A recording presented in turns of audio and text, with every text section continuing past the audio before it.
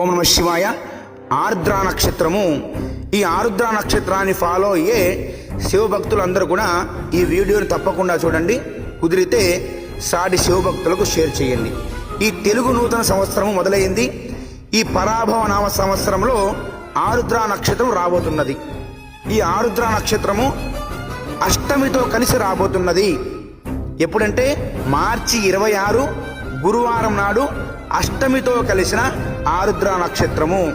ఈ కాంబినేషన్ చాలా శక్తివంతమైనది. ఎందుకంటే అష్టమి అంటే సాక్షాత్తు కాలభైరవ అష్టమి అని మనం అనుకోవచ్చు. అదేవిధంగా ఆర్ద్ర నక్షత్రము ఈనాటి ఉదయం కానీ ప్రదోషకాలంలో కానీ శివాభిషేకం చేసుకోండి. కుదిరితే మీ స్వహస్తాలతో బిల్వపత్రాలతో ఆ పరమేశ్వరుని పూజించండి. మీకు ఎప్పటి నుంచో ఆటంకాలు ఉన్న అన్ని పనులు కూడా ఈ రోజుతో పూర్తి చేసుకోండి.